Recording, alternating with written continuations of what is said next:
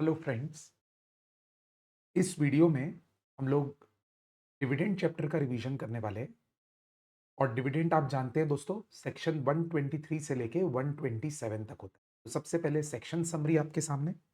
123 declaration of dividend के बारे में है, उसके सोर्सेस के बारे में है। 124 को अपन यूडीए के नाम से जानते हैं, unpaid dividend account. 125 IPF, investor education protection fund. और 126 इसमें होता था कि कंपनी डिविडेंड और बोनस शेयर और राइट शेयर को अबेयंस में होल्ड करती है। तो right to dividend, right to right shares, right to bonus shares to be held in abeyance.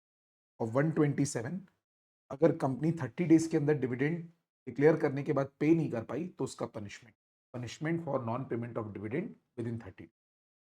ये सेक्शन समरी हो गई। इसके बाद बेटा अपने नोट्स के हिसाब से समरी बनी हुई है, जिस सीक्वेंस में नोट्स है उसी की समरी है। सबसे पहले डिविडेंड की डेफिनेशन दी हुई थी कि dividend includes interim dividend, but ये मीनिंग को नहीं बताता है। मीनिंग एक्चुअली डिविडेंड की ये होती है जो इन 4 पॉइंट्स में लिखी है। डिविडेंड कंपनी के प्रॉफिट्स का डिस्ट्रीब्यूशन है, और ऐसा भी अपन जानते हैं कि it is a return to share holder. It is a return on investment to share holder. It is a return on investment to share holder.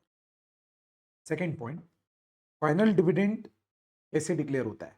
Final dividend is declared and approved by share holder on recommendation of board. यानी थोड़ा विस्तार में बोले तो पहले board of director एक rate of final dividend recommend करते हैं, प्रपोज करते हैं। उसके बाद एनुअल जनरल मीटिंग में शेयर होल्डर उस डिविडेंड को अप्रूव करते हैं। इसमें दो बातें हमेशा याद रखना कि शेयर होल्डर डिविडेंड के रेट को इंक्रीज नहीं कर सकते। अगर वो सारे के सारे भी मिल जाएं, यूनानिमस रिजोल्यूशन भी पास कर ले, तो भी फाइनल डिविडेंड का रेट बढ़ नहीं सकता। सर इसके बाद वाले पॉइंट में लिखिए वो बात। The rate of dividend declared by share holder shall not exceed the amount recommended by the board। और उसके बाद डिविडेंड कैलकुलेट किस पे होता है दोस्तों? डिविडेंड कैलकुलेट होता है फेस वैल्यू पे। Dividend percent is a proportion of face value. और बेटा एक और बात कि कंपनी को अगर सेक्शन 51 अलाउ करता है कि अगर कंपनी ने आर्टिकल ऑफ एसोसिएशन में प्रोविजन डाला है तो उस केस में डिविडेंड जो होता है वो पेड अप वैल्यू पर भी कैलकुलेट होता है, पेड अप कैपिटल पर भी कैलकुलेट। इसके स्पेशल नोट्स, बोर्ड ने 10% डिविडेंड डिक्लेयर किया था, क्या share holder unanimous resolution pass करके उसको 12% कर सकते हैं? जी नहीं, नहीं कर सकते। और एक एग्जांपल के लिए कि अगर एक इन्वेस्टर के पास 50 शेयर्स हैं और फेस वैल्यू 10 रुपए है, मार्केट प्राइस शेयर की 200 रुपए है, और उसने इस शेयर को 190 में खरीदा था, और कंपनी ने 10% डिविडेंड का रेट डिक्लेयर किया, तो उसका डिविडेंड पर शेयर कितना होगा? 10% जो है दोस्तों वो फेस वैल्यू पे कैलकुलेट होगा, यानी 10 रुपए पे। तो 1 रुपए का डिविडेंड होगा एक शेयर पे। उस बंदे के पास अगर 50 शेयर है तो 50 रुपए का डिविडेंड। अब आते हैं इंटरिम डिविडेंड और फाइनल डिविडेंड के डिफरेंस के ऊपर।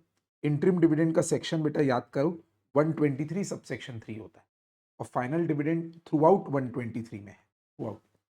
तो सबसे पहले इंटरिम डिविडेंड को अनाउंस कौन करता है? It is directly announced and declared by board of director at any time during the financial year or from closure of financial year till date of AGM। तो इसका डिक्लेरेशन बोर्ड ऑफ डायरेक्टर करते हैं। Timing क्या हो सकती है? या तो through out the financial year होगी, या फाइनेंशियल ईयर खत्म होने के बाद और एनुअल जनरल मीटिंग होने के पहले।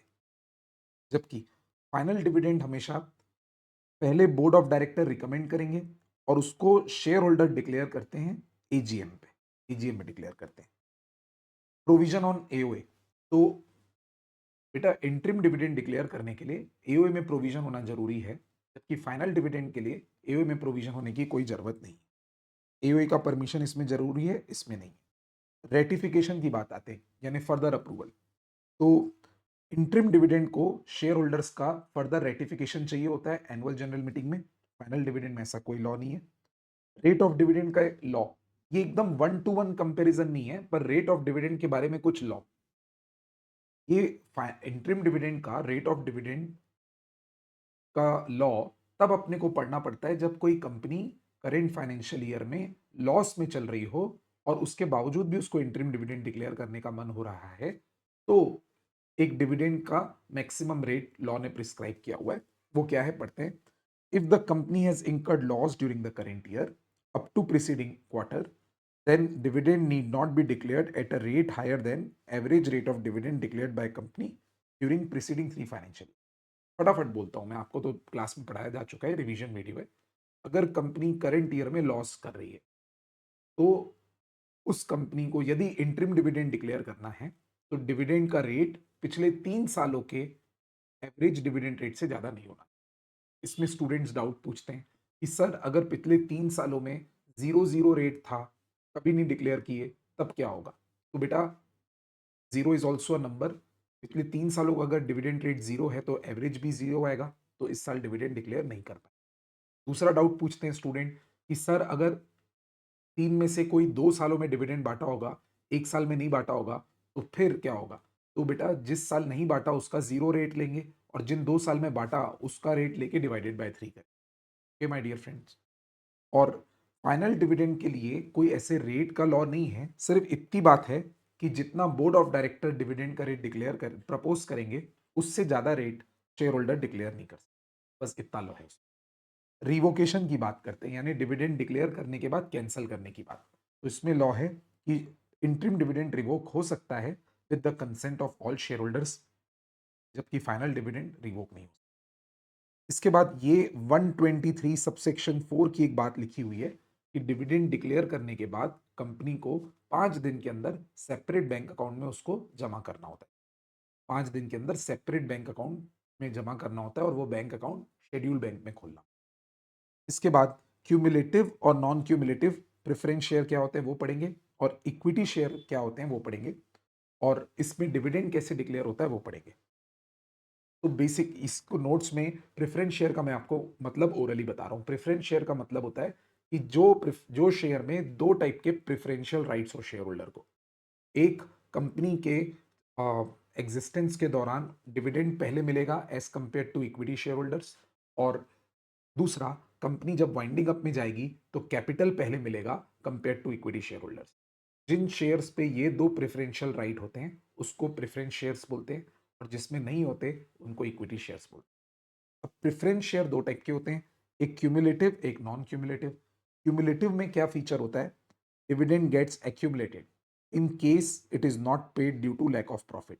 यानी अगर किसी वर्ष प्रॉफिट कम है, उसके कारण प्रेफरेंस डिविडेंड नहीं पे हो पाया, तो कोई टेंशन नहीं है, वो एक्यूमुलेट हो जाएगा, वो अगले साल के प्रॉफिट में से दिया जाएगा। It is payable from future profits. बस ये हो गया कॉन्सेप्ट। और जब तक इनको अपन पूरा डिविडेंड नहीं देते, इंक्लूडिंग अरियर्स पुराने सालों का, तब तक इक्विटी शेयर होल्डर को भी डिविडेंड नहीं मिले। अब आते हैं दोस्तों दूसरा, नॉन क्यूमुलेटिव प्रेफरेंस शेयर पे। जब तक लॉ में स्पेसिफिकली नहीं लिखा हो या कोई कंपनी ने स्पेसिफाई नहीं किया हो कि आपको जो प्रेफरेंस शेयर दिए गए हैं वो क्यूमुलेटिव हैं, स्पेसिफिकली नहीं बोला गया है अगर, तो आपके preference share normally non cumulative होते हैं, यानी उसका डिविडेंड एक्यूमुलेट नहीं होता है। नॉन क्यूमुलेटिव का मतलब जान लेते हैं। Dividend is payable only in a year of profit and no accumulation of profit. कोई डिविडेंड या प्रॉफिट एक्यूमुलेट नहीं होगा, ये नो एक्यूमुलेशन ऑफ डिविडेंड होना चाहिए।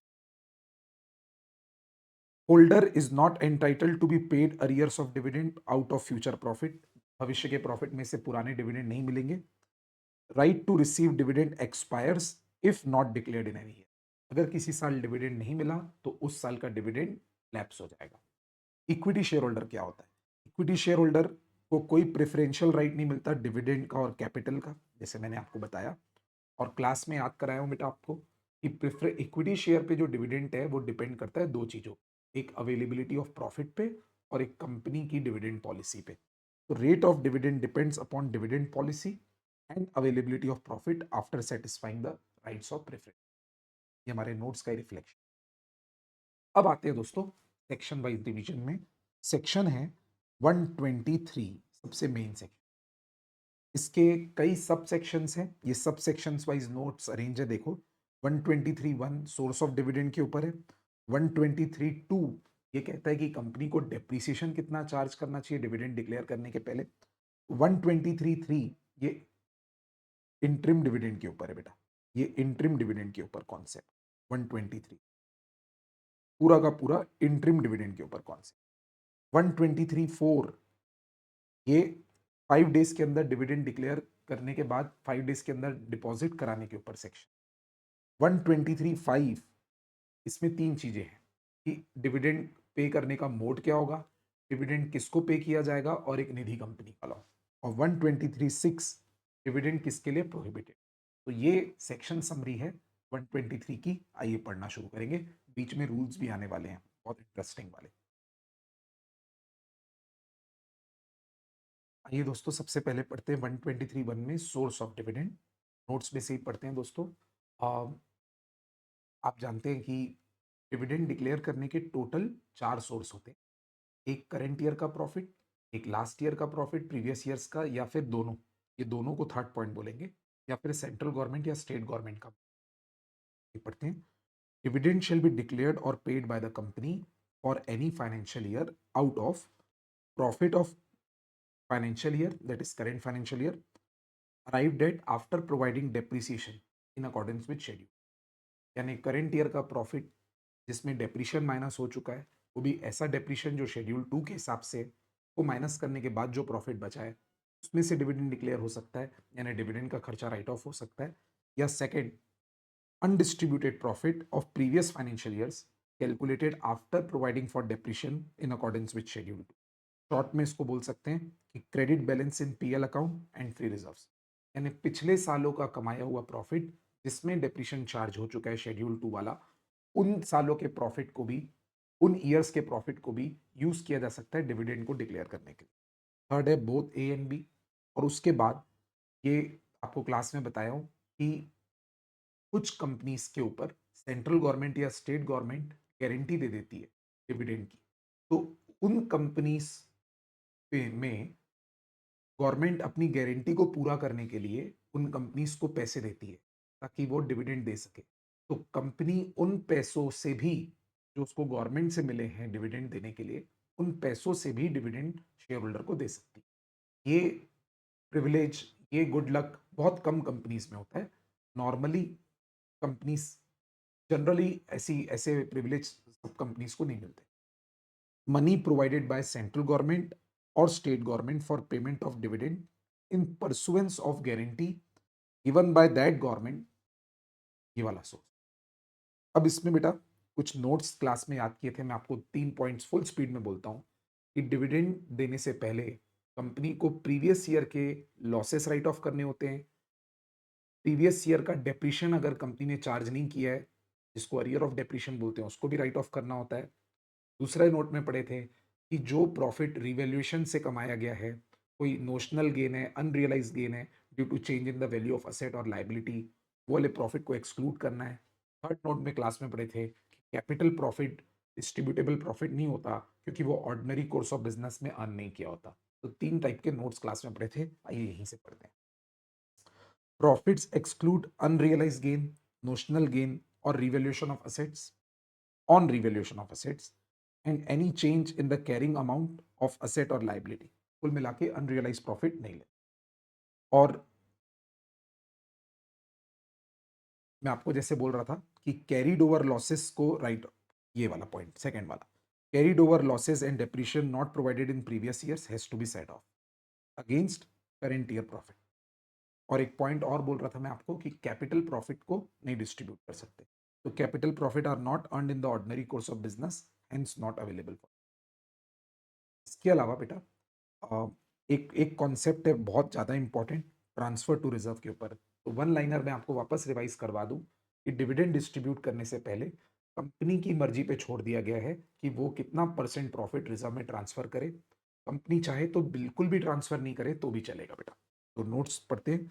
अ company may before declaration of dividend transfer such percentage of profit as it may consider appropriate to reserves of the company. ठीक है। और दूसरा एक नोट यहाँ पे एक और बात रख सकते हैं, कंपनी में decide not to transfer any amount, ये भी चलेगा। okay? ये हो गया 123(1).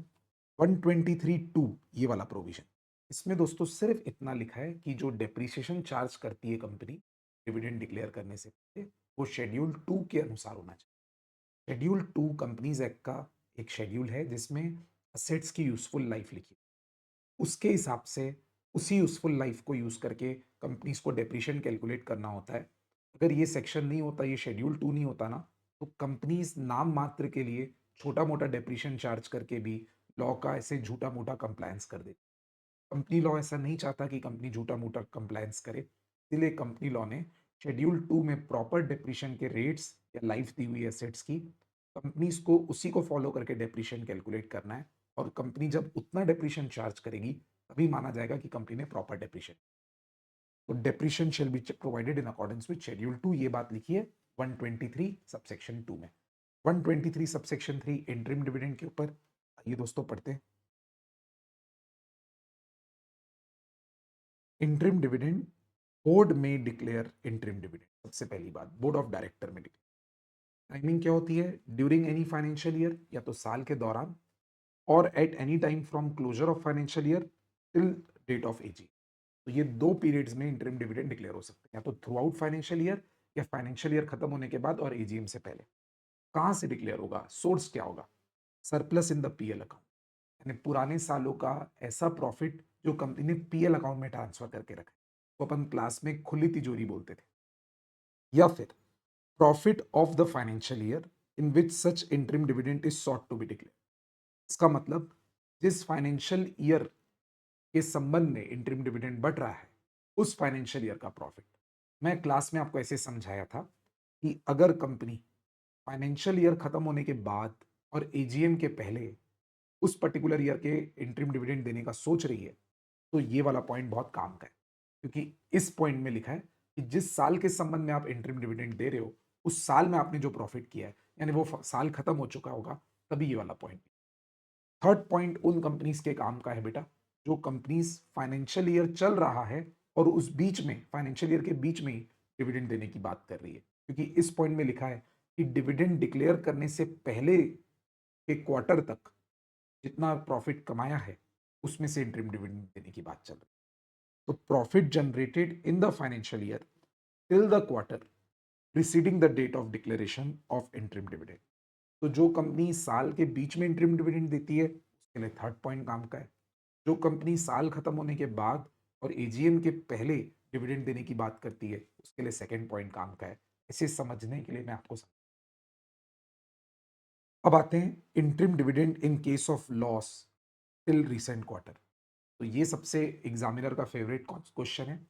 इसमें लिखा हुआ है कि अगर करेंट फाइनेंशियल ईयर में प्रीसीडिंग क्वार्टर तक, डिविडेंड डिक्लेयर करने के प्रीसीडिंग क्वार्टर तक कंपनी लॉस में चल रही है, जैसे मान लीजिए आज क्रिसमस है, 25 दिसंबर है, तो लास्ट क्वार्टर एंड हुआ था कंपनी का 30 सितंबर, फाइनेंशियल ईयर शुरू हुआ था 1 अप्रैल को। तो अगर कंपनी 1 अप्रैल से लेकर 30 सितंबर तक लॉस में चल रही थी और उसके बाद उनको क्रिसमस में इंटरिम डिविडेंड देने का मन हो रहा है, तो उसके ऊपर ये प्रोविजन, प्रोविजन ये है कि कंपनी इंटरिम डिविडेंड डिक्लेयर तो कर देगी, कर सकती है, कोई दिक्कत नहीं है, पर पिछले 3 फाइनेंशियल ईयर्स के डिविडेंड रेट का एवरेज किया जाएगा, उस रेट से ज्यादा इंटरिम डिविडेंड नहीं डिक्लेयर।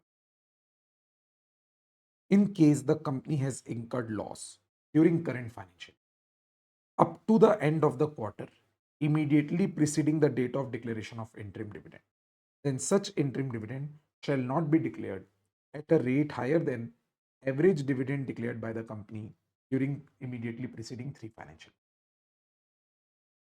अब आते हैं दोस्तों सबसे इंपॉर्टेंट कॉन्सेप्ट में, रूल 3। इसमें ओरली एक बार फटाफट बता दे रहा हूं क्लास में कैसे याद किए थे, कि अगर कोई कंपनी को करेंट फाइनेंशियल ईयर में इनएडिक्वेट प्रॉफिट है, तो कंपनी अपने पास्ट ईयर के प्रॉफिट जिसको उसने रिजर्व में ट्रांसफर करके रखा, उसमें से भी डिविडेंड डिक्लेयर कर सकती है कंपनी। बट इसमें कंपनी को rule 3 of companies declaration and payment of dividend rules follow करना पड़ता है। ये अपन हिंदी मतलब सबसे बेसिक याद किए थे। तो सबसे पहले इसको इंग्लिश में ध्यान दीजिए। In the event of inadequacy or absence of profit, a company may declare dividend out of free reserves. यानी वही out of the profit transferred by the company to free reserves subject to fulfilment of 3 condition. इसकी 3 condition होती थी। याद करो class में क्या याद किया। नंबर 1, पहले बेटा मैं बोल दे रहा हूँ फिर पढ़ेंगे। नंबर 1 पढ़े थे कि डिविडेंड का रेट पिछले 3 सालों के एवरेज डिविडेंड रेट से ज़्यादा नहीं होगा। बट ये कंडीशन एप्लीकेबल ही नहीं होगी अगर कोई कंपनी ने पिछले तीनों साल में डिविडेंड, यानी इस कंडीशन को सेट असाइड कर। दूसरी कंडीशन कहती थी कि डिविडेंड का रेट क्या रिजर्व में से अपन निकाल कितना सकते, तो उसका अमाउंट होता था paid up capital plus free reserve का 10%। मैक्सिमम इतना विदड्रॉ कर सकते, और जो अमाउंट अपन विदड्रॉ करते हैं उसमें अपने को करंट ईयर में यदि लॉस हुआ है तो उसको माइनस कर के बाद जो अमाउंट बचता है उसको बोलते हैं कि कंडीशन 2 के हिसाब से मैक्सिमम डिविडेंड।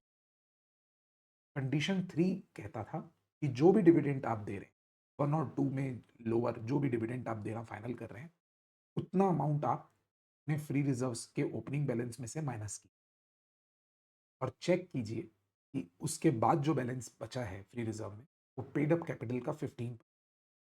अगर 15% से ज़्यादा बचा है तो जो आपने ऊपर डिविडेंड कैलकुलेट किया वो आप डिस्ट्रीब्यूट कर सकते हैं। अगर वो 15% ऑफ पेड अप कैपिटल से नीचे चला जा रहा है तो आपको डिविडेंड और कम करनी, ऐसा क्लास में याद ये notes. The rate of dividend shall not exceed average of dividend of 3 preceding financial years. Second, total amount withdrawn from the free reserve shall be not more than 1/10 of the paid up share capital plus free reserve. और उसके बाद amount drawn shall be first utilized to set off the losses of current year.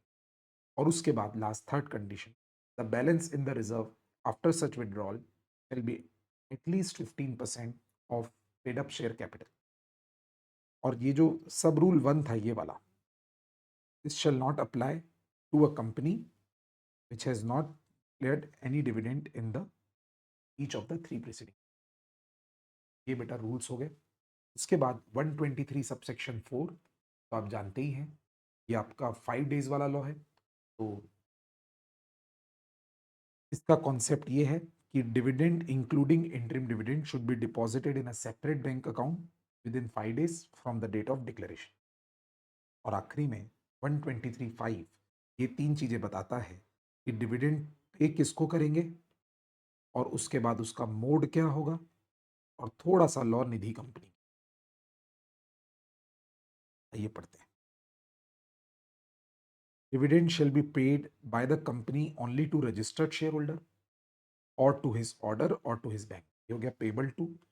It shall not be payable except in cash, यानी cash में ही पे करना है, money पे करना है, इन काइंड अलाउड नहीं। बट आपको याद होगा मैं बताया था इसका एक एक्सेप्शन है कि कंपनी शेयर होल्डर को रिवॉर्ड करने के लिए बोनस शेयर्स या बोनस कॉल जरूर दे सकती है। वो लॉ, वो राइट कंपनी के पास अभी भी है। Nothing in this subsection shall be deemed to prohibit the company from capitalization of profit or reserves for the purpose of issuing fully paid up bonus shares or paying up unpaid amount on any share। और निधि company के ऊपर एक और law था इसमें। निधि company में ये था कि अगर कोई कंपनी का शेयर होल्डर जिसको डिविडेंड कैश में पेबल है, अगर वो व्यक्ति कंपनी से डिविडेंड 30 डेज में क्लेम नहीं करता तो कंपनी वो डिविडेंड अमाउंट उसके अकाउंट में क्रेडिट कर सकती है, जमा कर सकती है। तो निधि कंपनी में ये था if share holder does not claim dividend payable in cash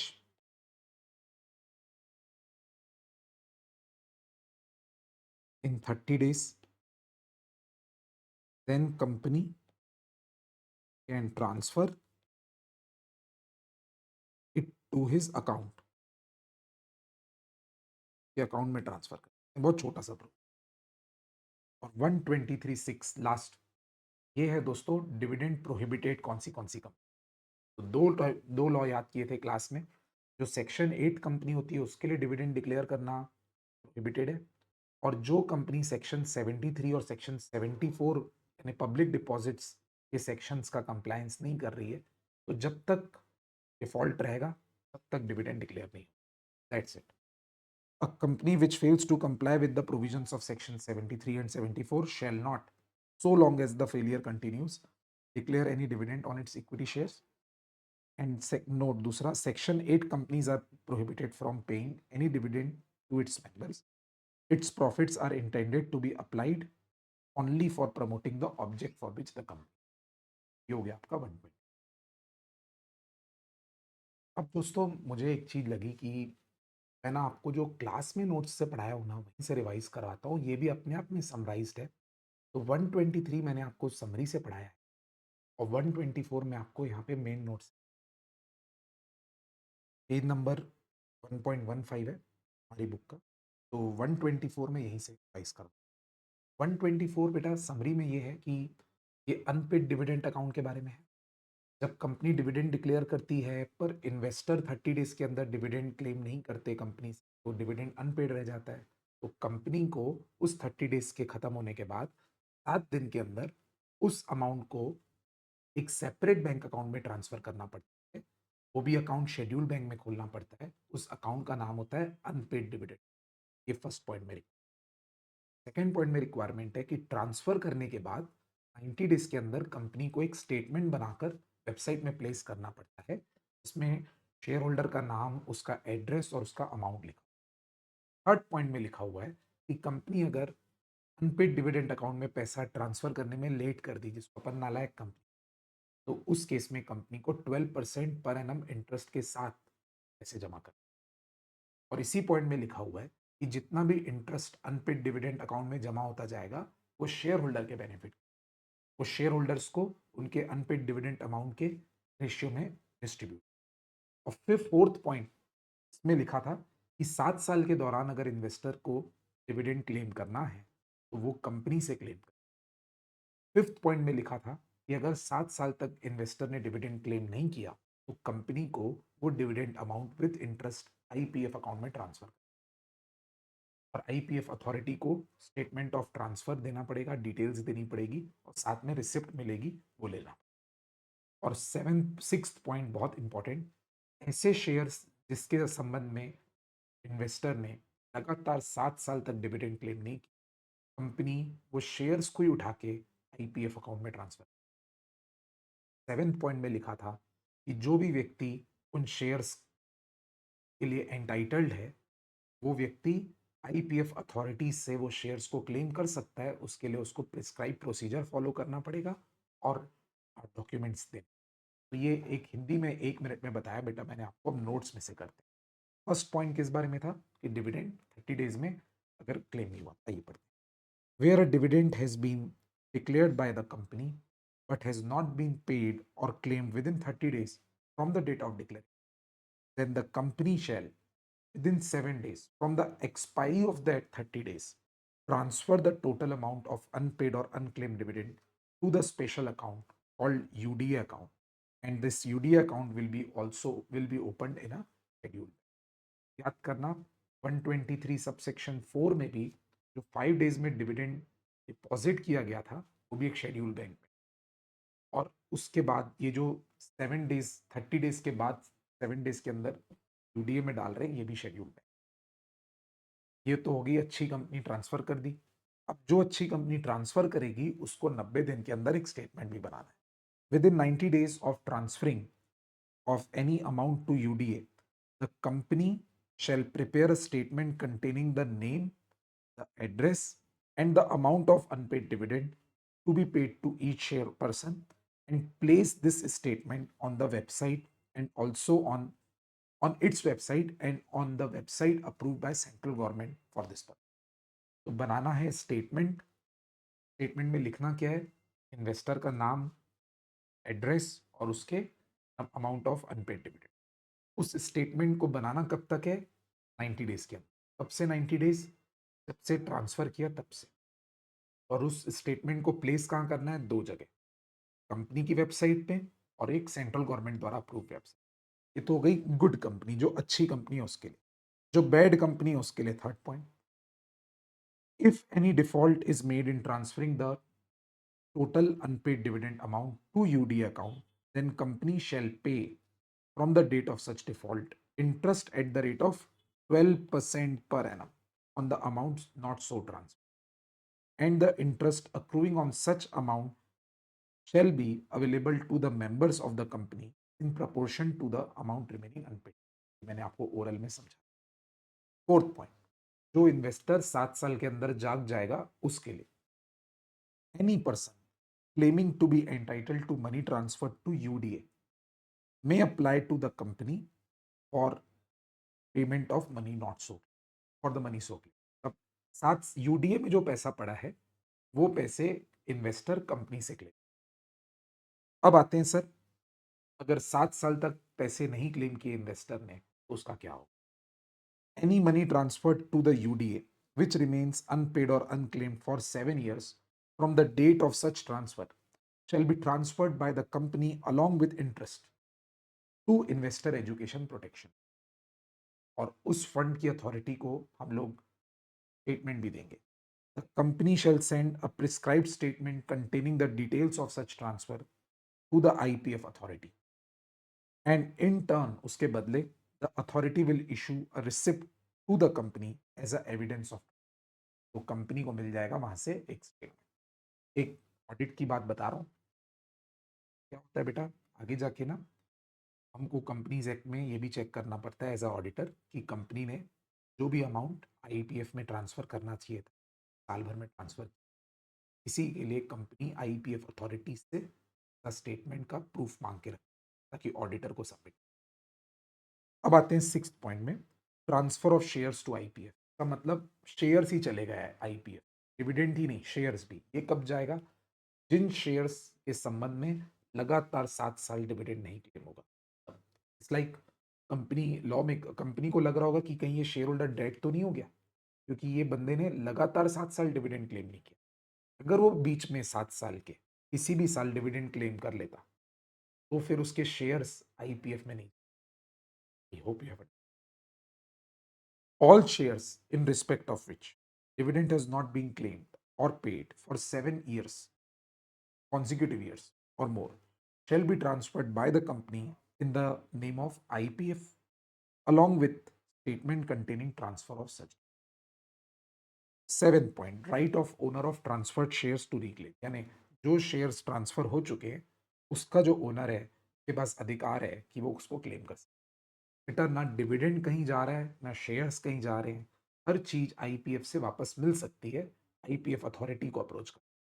don't make a concept कि चला गया भगवान को प्यारा हो गया, not like that. Any Clement of shares so transferred to IPF shall be entitled to reclaim the transferred shares from IPF in accordance with prescribed procedure and on submission of prescribed document।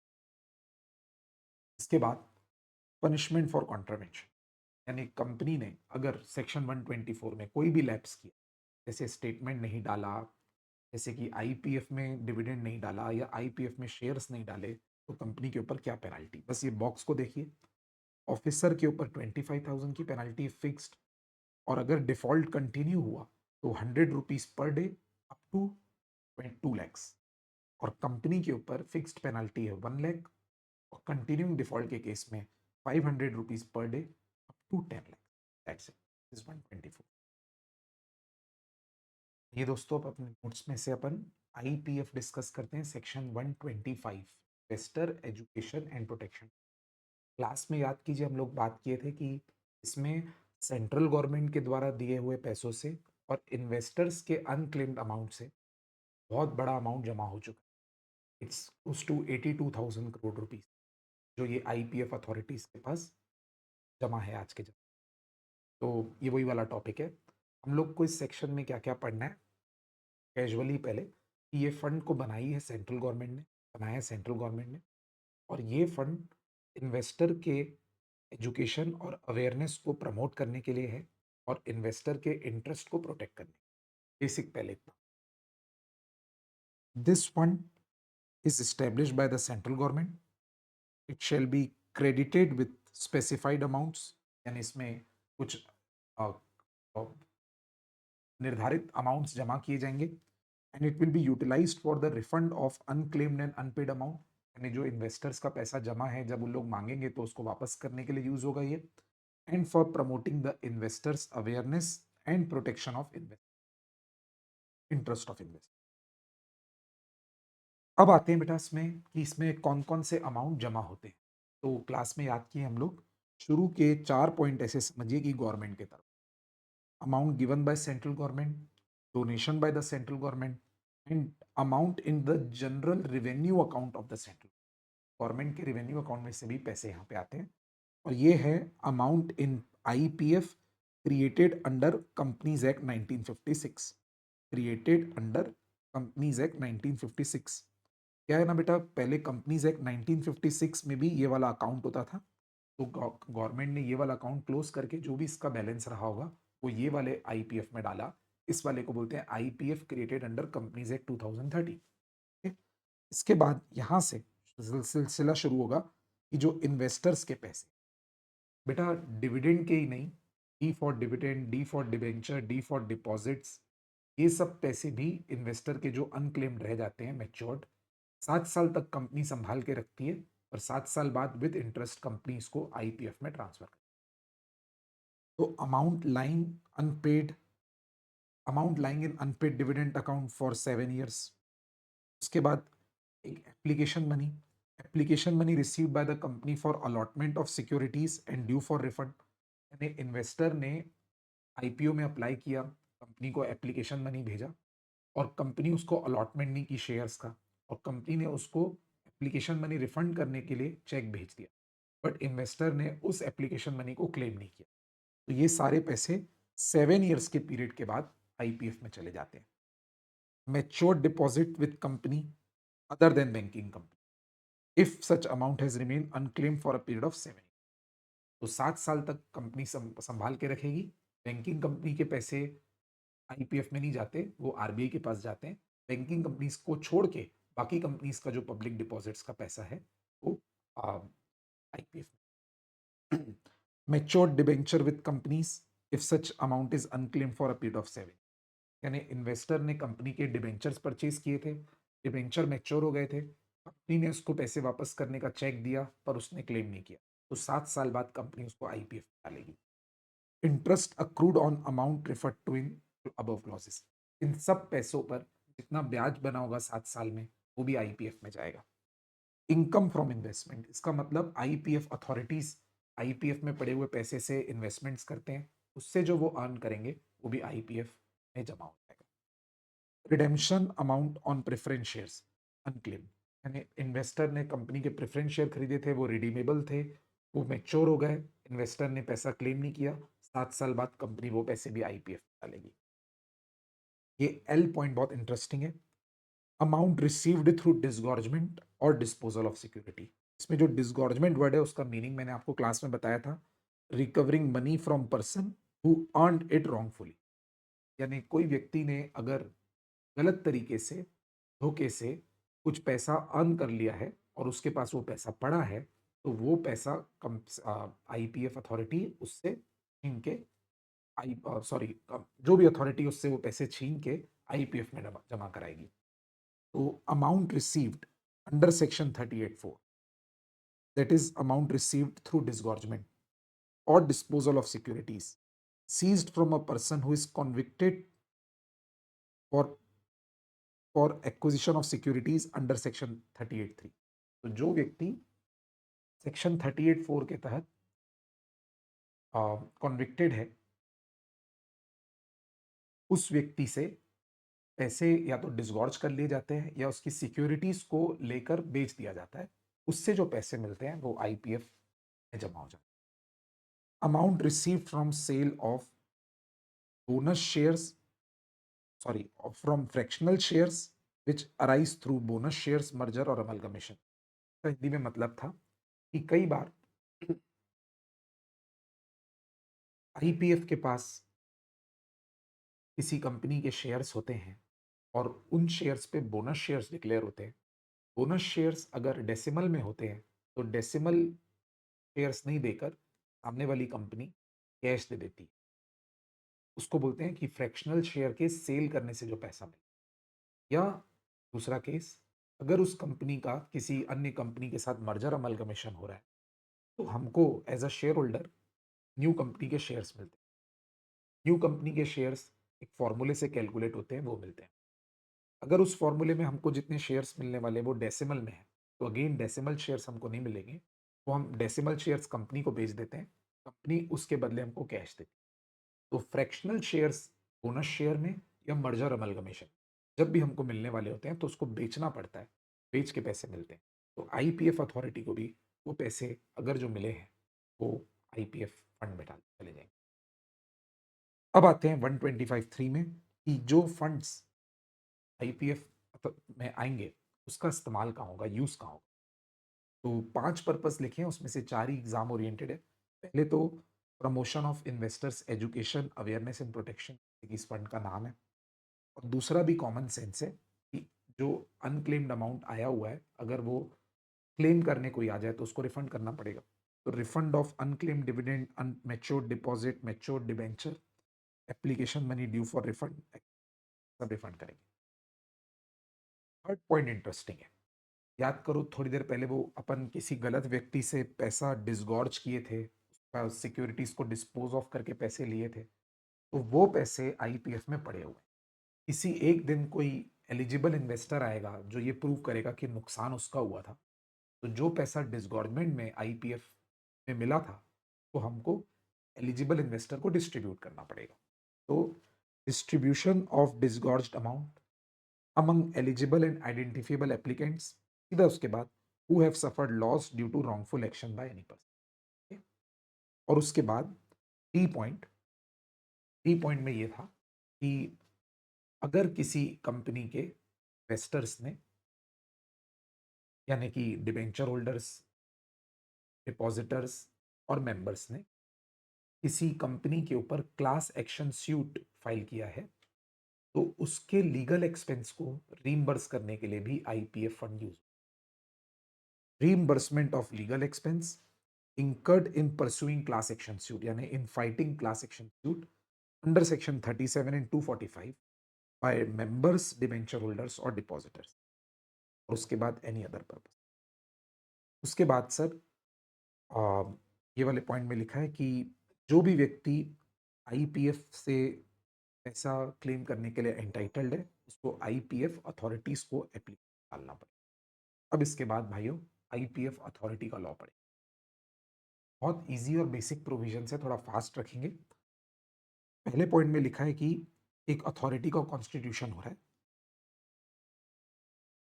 अंदर लिखा है an authority is being constituted for administration and maintenance of accounts of the fund। यानी IPF authority क्या है, एक ऐसी authority है जो एडमिनिस्ट्रेशन ऑफ फंड करेगी और फंड के अकाउंट्स को मेंटेन करेगी।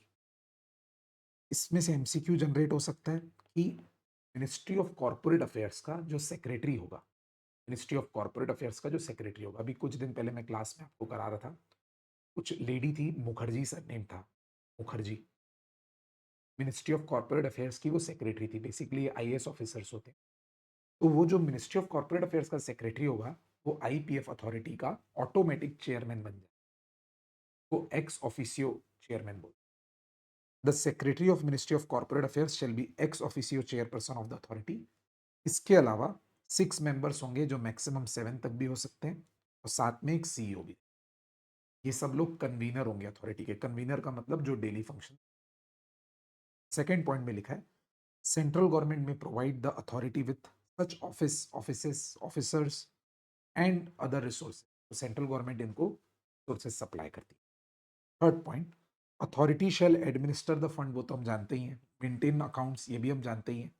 But after consultation with CAG, तो सीएजी के दिशा निर्देश के अनुसार इनको अकाउंट्स में। Spending of money, authority shall be competent to spend money, यानी 125(3) में जो ऊपर पर्पसेस अपन पढ़ रहे थे, 4-5 पर्पस, उसके लिए पैसा अथॉरिटी खर्चा फंड में से। बस। और ये पॉइंट एमसीक्यू में आता है, फिफ्थ पॉइंट, कि इस आईपीएफ अथॉरिटी के जो अकाउंट्स है उसकी ऑडिट कौन करेगा। The accounts of the fund shall be audited by CAG. और इन ऑडिटेड अकाउंट्स को और साथ में ऑडिट रिपोर्ट को सीएजी सेंट्रल गवर्नमेंट को फॉरवर्ड करता है। ऑडिटेड अकाउंट्स को और ऑडिट रिपोर्ट को सीएजी साहब सेंट्रल गवर्नमेंट को। इससे थोड़ा सा similar point but minute difference है, preparation of annual report by authority में लिखा है कि अथॉरिटी भी अपनी एक्टिविटीज के ऊपर साल भर में एनुअल रिपोर्ट बनाती है। उस एनुअल रिपोर्ट को सेंट्रल गवर्नमेंट को। तो पॉइंट नंबर 5 में सेंट्रल गवर्नमेंट को ऑडिट रिपोर्ट मिल गई। पॉइंट नंबर 6 में सेंट्रल गवर्नमेंट को एनुअल रिपोर्ट मिल गई। इस ऑडिट रिपोर्ट और एनुअल रिपोर्ट को central government each house of parliament के सामने play. For each financial year the authority shall prepare its annual report and forward a copy thereof to central government. In turn, the central government shall lay मतलब place the annual report and audit report before each house of parliament. Okay, my dear friends, ये था आपका 125। आते हैं दोस्तों 126 में। बहुत छोटा सा सेक्शन है, वो क्लास में मैं आपको एग्जांपल देके समझाया था, बट यहाँ पे पहले कैजुअली बता देता हूँ। 126 तब एप्लीकेबल होता है जब कंपनी को किसी इन्वेस्टर से इंस्ट्रूमेंट ऑफ ट्रांसफर डीड मिल चुकी, यानी मिस्टर ए ने मिस्टर बी को शेयर बेच दिए, मिस्टर ए ने कंपनी को ट्रांसफर डीड भी भेज दी, बट कंपनी ने अभी तक उस ट्रांसफर को अपने रजिस्टर में रिकॉर्ड नहीं किया, और उसी बीच कंपनी ने डिविडेंड डिक्लेयर कर। तो सिचुएशन बड़ी पेचीदा है। कंपनी को ट्रांसफर डीड मिल चुकी है, यानी कंपनी को पता चल चुका है कि ए ने बी को शेयर बेच दिए, बट कंपनी ने अभी रजिस्टर ऑफ मेंबर्स में इसको अपडेट नहीं किया, ये है, और कंपनी ने डिविडेंड डिक्लेयर कर दिया। तो ऐसी स्थिति में कंपनी को क्या करना है?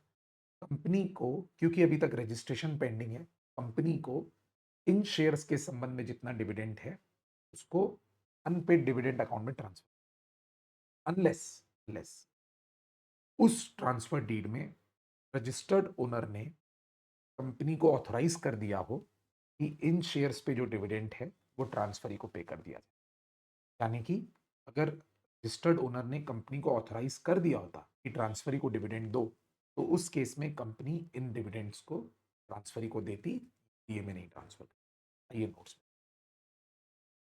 In case any instrument of transfer has been delivered by the shareholder for registration and the transfer of such shares has not been registered by the company, यानी शेयर होल्डर से ट्रांसफर डीड कंपनी को मिल चुकी है, but company ने अभी तक उस transfer को रजिस्टर नहीं किया, then company shall take following steps. तो कंपनी को अब क्या करना चाहिए? Company should transfer the dividend in relation to such shares to unpaid dividend account. ऐसे शेयर्स पर जो डिविडेंड है वो दोनों पार्टीज को नहीं दो, वो अनपेड डिविडेंड अकाउंट में ट्रांसफर कर। अनलेस का मतलब मैंने आपको हमेशा बताया है कि बाद जो लिखा है, अगर ये सच हो गया तो फिर अनलेस के पहले जो लिखा था वो नहीं करना। अनलेस इट इज ऑथराइज्ड मतलब company is authorised by the registered share holder of such shares in writing to pay such dividend to the transferee specified in that. अगर रजिस्टर्ड शेयर होल्डर ने कंपनी को authorise किया हो कि ये dividend आप transferee को दे दो, उस केस में कंपनी को वो डिविडेंड दे देना है, वो यूडीए में ट्रांसफर नहीं।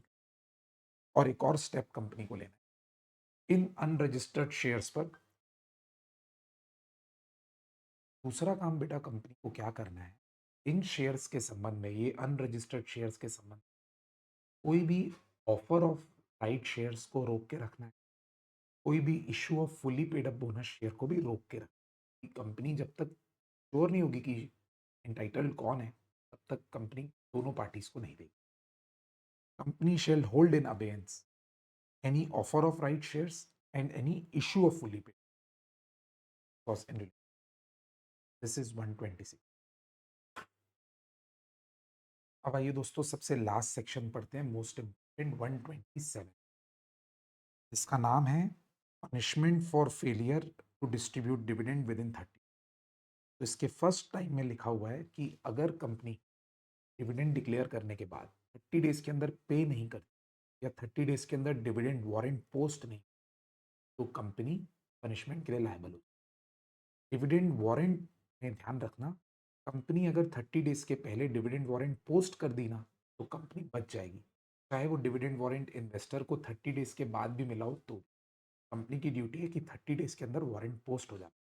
आइए, where a company declares dividend it must be paid or the dividend warrant must be posted within 30 days from the date of declaration of dividend to the shareholders entitled to the same. Second point में वही बात, second में dividend warrant और third point में भी dividend warrant की बात लिखी हुई है, कुछ नया नहीं है दोस्तों. Posting of dividend warrant within 30 days will protect the company from any punishment. यहीं तक ध्यान रखेंगे. And the offence is committed only when the company fails to post the dividend warrant within 30 days. हो गया basic law. B point में लिखा है कि कंपनी को पनिशमेंट क्या मिलेगा, तो इसमें सिर्फ इतना याद रखो, इसमें जो भी डायरेक्टर इन डिफॉल्ट होगा उसको इम्प्रिजनमेंट हो सकती है अप टू 2 years और फाइन रहेगा 1000 रुपये पर डे का, और कंपनी के ऊपर 18% सिंपल इंटरेस्ट की लाइबिलिटी, इंटरेस्ट के साथ डिविडेंड. अब जो एग्जाम में सबसे ज्यादा आता है कि कुछ केसेस में कंपनी को एग्जेम्पशन है पनिशमेंट, कुछ केसेस में, यानी अगर ये सारे केसेस जो मैं भी पढ़ूंगा ऐसा होगा ना तो कंपनी पनिशमेंट के लिए लायबल नहीं. In the following cases no offence shall be deemed to have been committed.